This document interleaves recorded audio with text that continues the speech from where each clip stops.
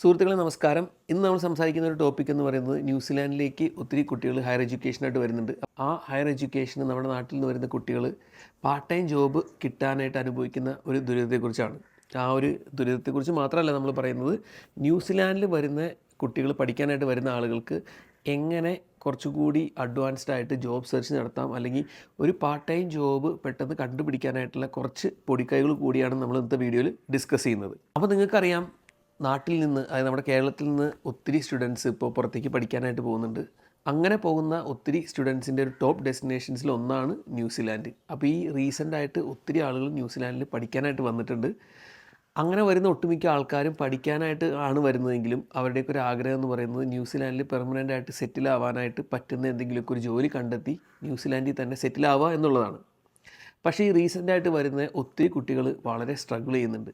അപ്പോൾ നമ്മൾ ഈ ഒരു വീഡിയോയ്ക്ക് വേണ്ടിയിട്ട് ചെറിയൊരു തയ്യാറെടുപ്പ് നടത്തിയപ്പോൾ അതിൽ നമുക്ക് മനസ്സിലായത് 6 മാസമായിട്ടും ജോലി കിട്ടാതെ സ്ട്രഗിൾ ചെയ്യുന്ന കുറേ കുട്ടികൾ നമ്മുടെ ന്യൂസിലാൻഡിലുണ്ട്. അപ്പോൾ ഇന്നത്തെ നമ്മുടെ വീഡിയോയിൽ ഡിസ്കസ് ചെയ്യുന്ന ഒരു കാര്യം എന്ന് പറയുന്നത്, എന്തുകൊണ്ടാണ് അങ്ങനെ ജോലി കിട്ടാനായിട്ട് ഇപ്പോൾ പ്രശ്നങ്ങൾ വരുന്നത്, അതോടൊപ്പം തന്നെ ഒരു പാർട്ട് ടൈം ജോലി കണ്ടെത്താനായിട്ട് എന്തൊക്കെ കാര്യങ്ങൾ നമുക്ക് ചെയ്യാൻ പറ്റും എന്നുള്ള കാര്യങ്ങളൊക്കെയാണ് നമ്മൾ ഡിസ്കസ് ചെയ്യുന്നത്.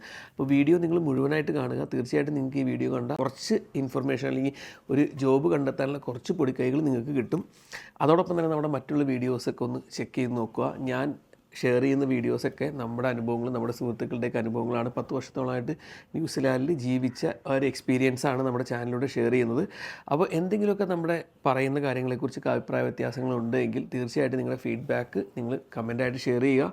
അതോടൊപ്പം തന്നെ നിങ്ങൾ ഈ വീഡിയോ കാണുന്ന ആളുകൾ അവരുടെ എക്സ്പീരിയൻസ്, ഇപ്പോൾ നിങ്ങൾ ഇതേപോലെ സ്ട്രഗിൾ ചെയ്യുന്ന ആളുകളാണ്, അല്ലെങ്കിൽ നിങ്ങൾക്ക് പെട്ടെന്ന് പാർട്ട് ടൈം ജോലി കിട്ടി, നിങ്ങൾക്ക് എന്തെങ്കിലും പൊടിക്കൈകൾ ആഡ് ചെയ്യാനുണ്ടോ, അതൊക്കെ ഈ വീഡിയോയുടെ കമൻറ്റിൽ ആഡ് ചെയ്യുക. അങ്ങനെ നമ്മുടെ മറ്റുള്ള കമ്മ്യൂണിറ്റിയിലുള്ള മറ്റുള്ളവരെ കൂടി അവെയർ ആക്കുക. ഈ വീഡിയോയുടെ ഒരു മെയിൻ ഉദ്ദേശം എന്ന് പറയുന്നത്, നമ്മൾ നെഗറ്റീവ് പറഞ്ഞ് ആരെയും പിന്തിരിപ്പിക്കുക എന്നുള്ളതല്ല. നിങ്ങൾ ന്യൂസിലാൻഡിലേക്ക് പഠിക്കാൻ വരുമ്പോൾ ഇതൊക്കെയാണ് ഇവിടുത്തെ റിയാലിറ്റി എന്ന് മനസ്സിലാക്കാനായിട്ടാണ് നമ്മൾ വീഡിയോ ചെയ്യുന്നത്. പലപ്പോഴും ന്യൂസിലാൻഡിലെ റിയൽ സൈഡൊന്നും ആരും ഷെയർ ചെയ്യില്ല, അല്ലെന്നുണ്ടെങ്കിൽ ഏജൻസികളൊന്നും ചിലപ്പോൾ ഒരു റിയൽ അവസ്ഥ പറഞ്ഞു തന്നു വരില്ല.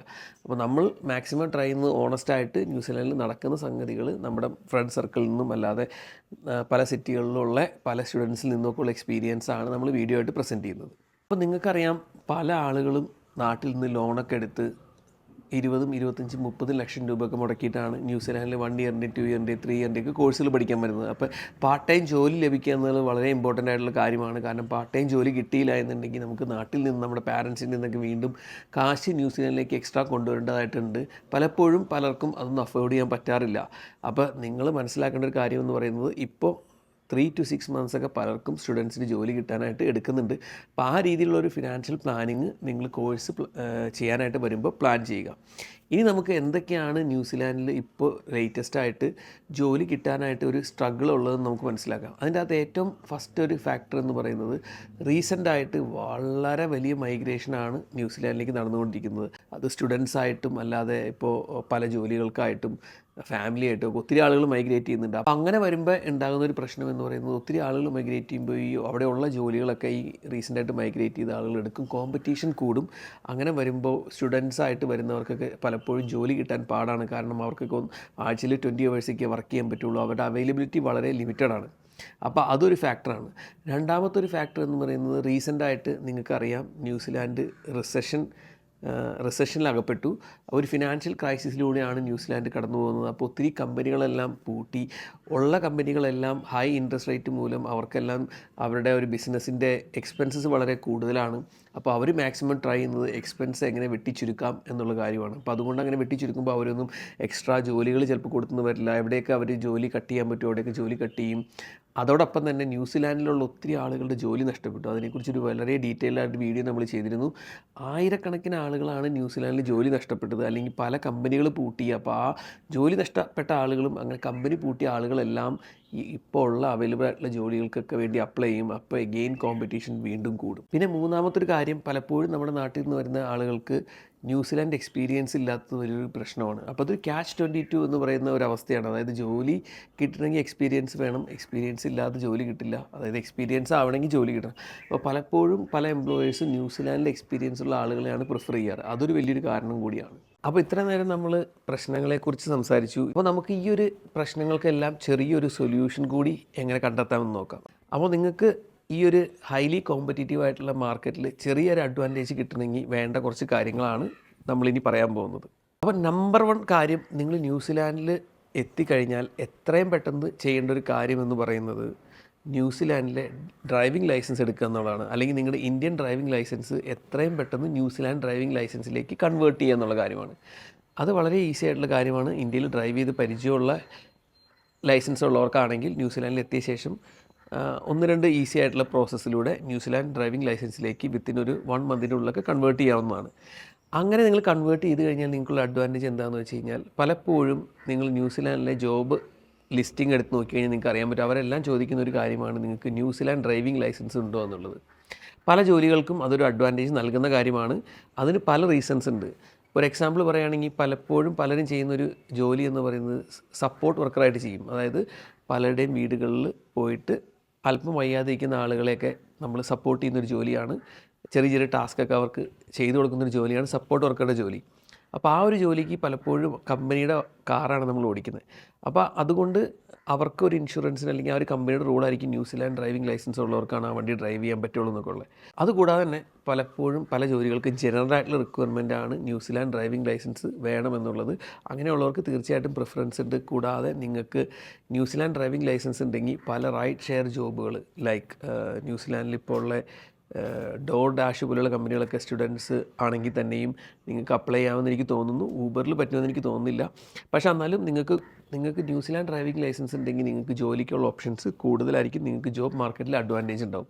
അപ്പോൾ ഏറ്റവും ആദ്യം നിങ്ങൾ ന്യൂസിലാൻഡിൽ എത്തിക്കഴിഞ്ഞാൽ നിങ്ങൾക്ക് പെട്ടെന്ന് ഒരു പാർട്ട് ടൈം ജോലി കണ്ടെത്താനായിട്ട് നിങ്ങൾ ചെയ്യേണ്ട ഒരു കാര്യം എന്ന് പറയുന്നത് നിങ്ങളുടെ ഡ്രൈവിംഗ് ലൈസൻസ് ന്യൂസിലാൻഡിലേക്ക് കൺവേർട്ട് ചെയ്യുക എന്നുള്ളതാണ്. ഇനി രണ്ടാമത്തെ കാര്യം എന്ന് പറയുന്നത്, നിങ്ങൾക്കറിയാം ന്യൂസിലാൻഡിലെ ഒരു ജോബ് നമ്മൾ കണ്ടെത്തണമെങ്കിൽ നമുക്ക് ന്യൂസിലാൻഡ് റെഫറൻസ് വേണം. ഈവൻ ന്യൂസിലാൻഡ് റെഫറൻസ് ഇല്ലെങ്കിൽ നിങ്ങൾക്ക് ജോലി കിട്ടും. പക്ഷേ എപ്പോഴും ന്യൂസിലാൻഡ് റെഫറൻസ് ഉണ്ടെങ്കിൽ നിങ്ങൾക്ക് ജോബ് മാർക്കറ്റിൽ എഗെയിൻ നിങ്ങൾക്ക് കൂടുതൽ അഡ്വാൻറ്റേജ് ഉണ്ടാവും. അപ്പോൾ നിങ്ങൾക്ക് റെഫറൻസ് എന്താണെന്ന് അറിയില്ലെങ്കിൽ ന്യൂസിലാൻഡിലെ സിസ്റ്റം അനുസരിച്ച് ഒരു ജോലിക്ക് ഒരാളെ എംപ്ലോയ് ചെയ്യുന്നതിന് മുമ്പ് മസ്റ്റായിട്ട് അവർ റെഫറി ചെക്ക് ചെയ്യും. അതായത് നിങ്ങൾ മുന്നേ ചെയ്തിരുന്ന ജോലി സ്ഥലത്തുള്ള ആരുടെയെങ്കിലുമൊക്കെ ഫോൺ നമ്പറിൽ അവർ കോൺടാക്റ്റ് ചെയ്തിട്ട് നിങ്ങളെക്കുറിച്ച് അന്വേഷിച്ച് നിങ്ങൾ ജോലി ചെയ്യാനായിട്ട് ഒരു ഗുഡ് ടീം പ്ലെയർ ആണ് അല്ലെങ്കിൽ സേഫ് ആയിട്ടുള്ള ഒരാളാണ്, വേറെ ഇഷ്യൂസ് ഒന്നും ഇല്ല എന്ന് ചെക്ക് ചെയ്യാൻ വേണ്ടിയിട്ടൊക്കെയാണ് അവരങ്ങനെ ഒരു റെഫറൻസ് ചെക്ക് ചെയ്യുന്നത്. അപ്പോൾ റെഫറൻസ് ചെക്ക് തീർച്ചയായിട്ടും ന്യൂസിലാൻഡിലും ഉണ്ടെങ്കിൽ നിങ്ങൾക്ക് കുറച്ച് അഡ്വാൻറ്റേജ് ജോബ് മാർക്കറ്റിൽ കിട്ടാനായിട്ടുള്ള ചാൻസ് ഉണ്ട്. അപ്പോൾ മൂന്നാമത്തെ പോയിൻറ്റ്, ഈ ഒരു പോയിൻറ്റ് കേട്ട് കഴിയുമ്പോൾ നിങ്ങൾക്ക് എങ്ങനെ ഒരു റെഫറൻസ് ഉണ്ടാക്കാമെന്നുള്ള കാര്യം കൂടി ഈ ഒരു പോയിൻറ്റിൽ പറയുന്നുണ്ട്. മൂന്നാമത്തെ പോയിൻറ്റ് എന്ന് പറയുന്നത് മറ്റൊന്നുമല്ല, നിങ്ങൾക്ക് പറ്റുമെങ്കിൽ ന്യൂസിലാൻഡിൽ എന്തെങ്കിലും ഒരു വോളണ്ടറി ജോബ് ടേക്കപ്പ് ചെയ്യുക. വോളണ്ടറി ജോബ് എന്ന് പറയുന്നത് നിങ്ങൾക്കറിയാം, ന്യൂസിലാൻഡിൽ ഒത്തിരി നോൺ പ്രോഫിറ്റബിൾ ഓർഗനൈസേഷൻ ഉണ്ട്, അതായത് ചാരിറ്റബിൾ ഓർഗനൈസേഷൻസ്. അവിടെയൊക്കെ പോയിട്ട് നിങ്ങൾക്ക് ആഴ്ചയിൽ ചിലപ്പോൾ 3-4 മണിക്കൂർ വർക്ക് ചെയ്താൽ മതിയായിരിക്കും. അതായത് ഒരു ദിവസം പോയിട്ട് 2 hours ഒക്കെ വെച്ചിട്ട് 2 ദിവസമൊക്കെ വർക്ക് ചെയ്താൽ മതിയായിരിക്കും. അങ്ങനെ ഒരു ജോലി നിങ്ങൾക്ക് ഈസി ആയിട്ട് കിട്ടും. അങ്ങനെ ഒരു ജോലി നിങ്ങൾക്ക് കിട്ടുകയാണെങ്കിൽ നിങ്ങൾക്ക് അതൊരു റെഫറൻസായിട്ട് കീപ്പ് ചെയ്യാം. അതുകൂടാതെ തന്നെ നിങ്ങളുടെ CV-യിൽ അത് വെച്ചാൽ വളരെ വലിയൊരു അഡ്വാൻറ്റേജ് ആണ്. ഇനി ഇതൊന്നും കൂടാതെ ഇങ്ങനൊരു വോളണ്ടറി ജോബ് നിങ്ങൾ ചെയ്യുകയാണെങ്കിൽ നിങ്ങൾക്ക് ഒത്തിരി നെറ്റ്വർക്ക് നിങ്ങളുടെ ഡെവലപ്പ് ചെയ്യാനായിട്ട് സാധിക്കും. ഈ നെറ്റ്വർക്കിൽ നിന്ന് നിങ്ങൾക്ക് ചിലപ്പോൾ ജോലി കിട്ടാനായിട്ട് എളുപ്പമായിരിക്കും. കൂടാതെ ഈ ഒരു വോളണ്ടറി ജോബ് നിങ്ങൾ ടേക്കപ്പ് ചെയ്യുമ്പോൾ നിങ്ങളുടെ ലാംഗ്വേജ് ഇമ്പ്രൂവ് ആവും. നിങ്ങൾക്ക് അവിടുത്തെ ലോക്കൽ ആക്സെൻറ്റിനെ കുറിച്ച് കുറച്ചുകൂടി ഐഡിയ കിട്ടും. അപ്പോൾ അത് വളരെ ഇമ്പോർട്ടൻ്റ് ആയിട്ടുള്ള കാര്യമാണ്. അപ്പോൾ നിങ്ങൾക്ക് ആദ്യത്തെ ഒരു 1-2 മാസത്തിനൊക്കെ നിങ്ങൾക്ക് ജോലി ട്രൈ ചെയ്തിട്ട് കിട്ടുന്നില്ല എന്നുണ്ടെങ്കിൽ നിങ്ങൾ വെറുതെ നിങ്ങളുടെ സമയം കളയാതെ, വെറുതെ നിങ്ങൾക്ക് ഫ്രീ ടൈം ഒത്തിരി ഉണ്ട്, തീർച്ചയായിട്ടും 4 മണിക്കൂറൊക്കെ ഒരാഴ്ചയിൽ നിങ്ങൾക്ക് വോളണ്ടറി ജോബ് ചെയ്യാൻ പറ്റുമെങ്കിൽ നിങ്ങൾ അങ്ങനെ ഏതെങ്കിലും ഒരു വോളണ്ടറി ജോബ് നിങ്ങൾ ടേക്കപ്പ് ചെയ്യുക. ഇപ്പോൾ എക്സാമ്പിളായിട്ട് പറയുകയാണെങ്കിൽ സെൻറ്റ് വിനീസ്, റെഡ് ക്രോസ്, അല്ലാതെങ്കിൽ സാൽവേഷൻ ആർമി, അതുകൂടാതെ ഒട്ടുമിക്ക ഹോസ്പിറ്റലും സെൻറ്റ് ജോൺസ് പോലെയുള്ള സ്ഥാപനങ്ങളിലൊക്കെ ചെറിയ വോളണ്ടറി ജോബൊക്കെ എപ്പോഴും അവൈലബിൾ ആണ്. ഈസി ആയിട്ട് നിങ്ങൾക്കത് കണ്ടെത്താവുന്നതാണ്. അപ്പോൾ അതൊന്ന് ട്രൈ ചെയ്ത് കഴിഞ്ഞാൽ കുറച്ചും കൂടി ജോബ് മാർക്കറ്റിൽ നിങ്ങൾക്ക് അഡ്വാൻറ്റേജ് ഉണ്ടാവും. പിന്നെ നാലാമത്തെ കാര്യം എന്ന് പറയുന്നത് അത് അത്ര പ്രാക്ടിക്കലല്ല, എന്നാലും നമുക്ക് കഴിയുന്ന കാര്യമാണ്. നിങ്ങൾ ന്യൂസിലാൻഡിലേക്ക് പോകുന്നതിന് മുമ്പ് അല്ലെങ്കിൽ നിങ്ങൾ ഏത് രാജ്യത്തേക്കാണോ ആ രാജ്യത്തേക്ക് പോകുന്നതിന് മുമ്പ് നാട്ടിൽ ചെറിയ എന്തെങ്കിലുമൊക്കെ കോഴ്സുകൾ, പെട്ടെന്ന് പഠിച്ചെടുക്കാവുന്ന ഈസി കോഴ്സുകൾ പഠിച്ചെടുത്തിട്ട് പോവുകയാണെന്നുണ്ടെങ്കിൽ നിങ്ങൾക്ക് അവിടെ ചെന്ന് വീട്ടിൽ നിന്ന് തന്നെ എന്തെങ്കിലുമൊക്കെ ഇൻകം ഏൺ ചെയ്യാൻ പറ്റും. കുറച്ച് എക്സാമ്പിളുകൾ ഞാൻ പറയാം. ഒന്ന്, സ്ത്രീകൾക്ക് ചെയ്യാൻ പറ്റുന്നൊരു കാര്യം എന്ന് പറയുന്നത് ഐബ്രോ ത്രെഡിങ്. അതിൻ്റെ ചെറിയൊരു കോഴ്സൊക്കെ പഠിച്ചിട്ട് പോയി കഴിഞ്ഞ് കഴിഞ്ഞാൽ നിങ്ങൾക്ക് തന്നെ വീട്ടിലിരുന്നൊക്കെ ആയിട്ട് ഒരു ക്ലയൻറ്റ് ബേസ് ബിൽഡപ്പ് ചെയ്തെടുത്ത് നിങ്ങൾക്ക് ചെറിയൊരു ഇൻകം നിങ്ങൾക്ക് ജനറേറ്റ് ചെയ്യാൻ പറ്റുന്നതാണ്. അതുകൂടാതെ വേറൊരു എക്സാമ്പിളായിട്ട് പറഞ്ഞു കഴിഞ്ഞാൽ നിങ്ങൾക്ക് ഹെയർ കട്ടിങ് അല്ലാന്നുണ്ടെങ്കിൽ ചെറിയ സ്റ്റിച്ചിങ് അങ്ങനെയുള്ള ചെറിയ ചെറിയ എന്തെങ്കിലുമൊക്കെ ചെറിയ കോഴ്സുകൾ പഠിക്കുകയാണെങ്കിൽ നിങ്ങൾക്ക് അവിടെ ചെന്നാൽ നിങ്ങൾക്ക് സ്വന്തമായിട്ട് ഒരു വീട്ടിലിരുന്ന് ചെറിയ രീതിയിൽ തുടങ്ങാൻ പറ്റുന്ന കാര്യമാണ്. പലരും അതുപോലെ ചെയ്യുന്നൊരു കാര്യമാണ് കുക്ക് ചെയ്ത് ടേക്ക് അവേ ഹോം കുക്കിംഗ് എന്നൊക്കെ പറഞ്ഞിട്ട് വീട്ടിൽ നിന്ന് ചെയ്യുന്നുണ്ട്. അപ്പോൾ കുക്കിംഗ് സ്കില്ലുള്ളവർക്ക് അത് ചെയ്യാൻ പറ്റുന്ന കാര്യമാണ്. അതുകൂടാതെ പലരും ചെയ്യുന്ന കാര്യമാണ് വിത്തുകളൊക്കെ വാങ്ങിച്ചിട്ട് അത് മുളപ്പിച്ച് തൈകളായിട്ട് ഫേസ്ബുക്ക് മാർക്കറ്റ് പ്ലേസ് വഴി വിൽക്കുന്നത്. അല്ല എന്നുണ്ടെങ്കിൽ ഈ ഫാൻസി ചെടികളുണ്ടല്ലോ, ഇൻഡോർ പ്ലാന്റുകളൊക്കെ വാങ്ങിച്ച് അലങ്കാരത്തിനുള്ള ചെടികളൊക്കെ വാങ്ങിച്ച് അത് പ്രൊപ്പഗേറ്റ് ചെയ്ത് വിൽക്കുന്ന കാര്യങ്ങളൊക്കെ, അങ്ങനെ പല ഓപ്ഷൻസ് നിങ്ങൾക്കുണ്ട്. അപ്പോൾ ഈ ഒരു കാര്യങ്ങളൊക്കെ ശ്രദ്ധിക്കുക. ഈ ഒരു കാര്യങ്ങളൊക്കെ ശ്രദ്ധിച്ചിട്ട് ന്യൂസിലാൻഡിലേക്ക് പോവുക. ഈ അവസ്ഥയെക്കുറിച്ച് മനസ്സിലാക്കിയിട്ട് ന്യൂസിലാൻഡിലേക്ക് പോവുക. ഈ വീഡിയോ തയ്യാറാക്കാനായിട്ട് പലരോടും ഞാൻ സംസാരിച്ച് കഴിഞ്ഞപ്പോൾ പലരും പറയുന്നത് ഇപ്പോഴൊക്കെ പുതിയതായിട്ട് വന്ന ബാച്ചുകളിലേക്ക് കുട്ടികൾക്ക് പലർക്കും ജോലി കിട്ടാനായിട്ട് ഒത്തിരി സ്ട്രഗിൾ ഉണ്ട്. വീഡിയോ കണ്ട എല്ലാ സുഹൃത്തുക്കൾക്കും വളരെ വലിയൊരു നന്ദി. നിങ്ങളുടെ എക്സ്പീരിയൻസ് തീർച്ചയായിട്ടും നിങ്ങൾ ഷെയർ ചെയ്യുക. ഞാൻ പറഞ്ഞ എക്സ്പീരിയൻസ് ശരിയാണ് എന്ന് നിങ്ങൾക്ക് തോന്നുന്നുണ്ടെങ്കിൽ അതിനെക്കുറിച്ചും നിങ്ങൾ കമൻറ്റ് ചെയ്യുക. ഇനി മറിച്ച അഭിപ്രായം ഉണ്ടെങ്കിൽ അതിനെക്കുറിച്ച് നിങ്ങൾ ഫീഡ്ബാക്ക് ഇടുക. മറ്റുള്ള വീഡിയോസ് ചെക്ക് ചെയ്യുക. This is Jerin signing off. Thank you.